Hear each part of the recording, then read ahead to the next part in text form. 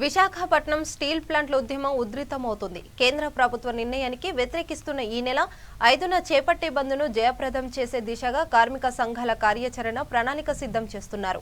విశాఖలో స్టీల్ ప్లాంట్ల పరిరక్షణ పోరాట కమిటీ సభ్యులు సమావేశమయ్యారు. బంద్తోనైనా ప్రభుత్వం వెనక్కి తగ్గాలని డిమాండ్ చేస్తారు. స్టీల్ ప్లాంట్ల ప్రైవేటీకరణకు వ్యతిరేకంగా ఈ నెల 5న రాష్ట్ర వ్యాప్త బంద్కి పిలుపునిచ్చారు. బంద్కు అన్ని రాజకీయ పార్టీలు, అన్ని వర్గాల ప్రజలు సహకరించి విజయవంతం చేయాలని కార్మిక సంఘాల నేత రాజశేఖర్ కోరారు. అప్పటికీ కేంద్రం స్పందించకపోతే తీవ్ర స్థాయిలో ఉద్యమిస్తామని స్పష్టం చేశారు. అలాగే టీడీపీ పదశీలోదాన్ని గెలిచాం, నలుగురు గెలిచాం. ఆల్మోస్ట్ జిల్లాలో అన్ని రాజకీయ పార్టీలను కూడా రిక్వెస్ట్ చేయడం జరిగింది. వాళ్ళు పూర్తి స్థాయిలో సపోర్ట్ చేస్తామని చెప్పినారు. ఇప్పటికే YSRCP, TDP, Congress, Janasena, CPI, CPM పార్టీలు మద్దతు ఇచ్చిన ఈ బంద్కి ఒక బీజేపీ ఢిల్లీ వరకు తీసుకెళ్తాం, ఢిల్లీ పెద్దలకు వినిపిస్తాం, మా వాణిని అక్కడే తెచ్చుకుంటాం, ఖచ్చితంగా తిరుపతి రంగులో కొనసాగాలి, ఖచ్చితంగా నిలబడతామని చెప్తూ ఇక్కడ తీసుకుంటాం. కాపాడుకుంటాం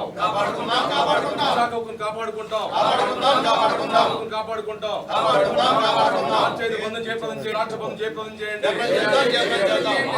రాష్ట్రబంధం జయప్రదం చేయండి. విశాఖ ఉక్కు ఆందోళనకు, విశాఖ ఉక్కు ఆందోళన, విశాఖ ఉక్కు, విశాఖ ఉక్కు, విశాఖ ఉక్కు, విశాఖ ఉక్కు. విచ్చేసినటువంటి ఇంటర్నెట్ ఎలక్ట్రానిక్ మీడియా వారికి ధన్యవాదాలు తెలియజేస్తూ, సరే విశాఖ ఉక్కు ఆంధ్రుల హక్కు నినాదంతో మనం ఈ కర్మాగారం అనేది స్థాపించుకోవడం జరిగింది.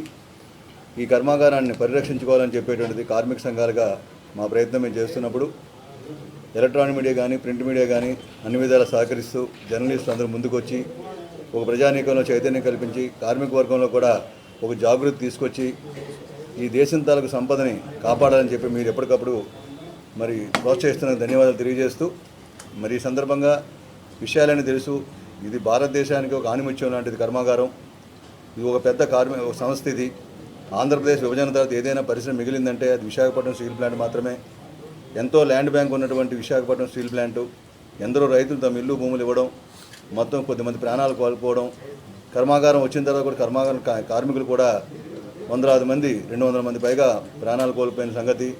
అనునిత్యం కష్టపడి ఈ దేశ ఆర్థిక ప్రయోజనాల కోసం, దేశ ఆర్థిక ప్రగతికి, దేశ సంపత్తి సృష్టిస్తున్నటువంటి కార్మిక వర్గాన్ని పూర్తిగా నట్టేటముంచాలనేటువంటి దురుద్దేశంతో కేంద్ర ప్రభుత్వం విశాఖపట్నం స్టీల్ ప్లాంట్ని ప్రైవేట్ పరం చేయాలని నిర్ణయం చేయడం అత్యంత దారుణం. దీని మీద అనేక రకాల పోరాటాలు జరిగినాయి. ర్యాలీలు, ధర్నాలు, రాస్తా రోకోలు ఈ కార్యక్రమాలన్నీ జరిగినాయి. 5వ తేదీన బంద్ చేపట్టాలని నిర్ణయం చేయడం జరిగింది. ఈ బంద్కి కార్మిక సంఘాలతో పాటు రాజకీయ పార్టీలు కానీ, ప్రజా సంఘాలు కానీ అన్ని వర్గాలు కూడా మొత్తం రాష్ట్ర వ్యాప్తంగా అందరూ కూడా సహకరిస్తున్నారు. ఈ బంద్ను జయప్రదం చేయాలని సోదర ప్రజానీకాన్ని అందరినీ కూడా పనిచేస్తున్న అధికారులు, వారి కుటుంబ సభ్యులు ఈ రకంగా విశాఖ సిటీలోనే ఒక 5 లక్షల మందిలో ఒక బ్రహ్మాండమైన స్పందన వచ్చి దీన్ని ఎదుర్కోవాలని చెప్పేసి ఆలోచన చేశారు. నాటి నుంచి నేటి వరకు కూడా ఎన్నో పోరాటాలు చేస్తూ మరి రేపు 5వ తారీఖు బంద్కి పిలిపిస్తే ఇప్పటికే రాజకీయ పార్టీలు అధికార పక్షం, ప్రతిపక్షం అని తేడా లేకుండా ఈ రాష్ట్రంలో రాజకీయ పార్టీలు కూడా సహకరించాయి.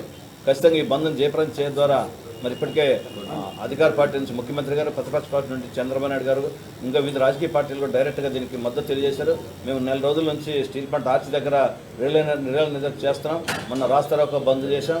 ఈరోజు విశాఖ బంద్ పిలిపిస్తే మరి విజయవాడలో ఉన్నటువంటి హెడ్ క్వార్టర్లో ఉన్నటువంటి అన్ని కార్మిక సంఘాలు, రాజకీయ పార్టీలు కూడా రాష్ట్ర బంద్ పిలిపించాయి. ఇది మాకు తాలూకా శుభపరిణామం. ఎట్టి పరిస్థితుల్లో కేంద్ర ప్రభుత్వం వారి నిర్ణయాన్ని రోల్ బ్యాక్ చేసుకునేంత వరకు మేము ఉక్కు పరిరక్షణ కమిటీ ఆధ్వర్యంలో రాజకీయాలకు అతీతంగా జెండాలు పక్కన పెట్టి ఒకే ఎజెండాతో విశాఖపట్నం స్టీల్ ప్లాంట్ని ప్రభుత్వం కొనసాగించారు. విశాఖ ఉక్కు ఆంధ్రుల నినాదంతో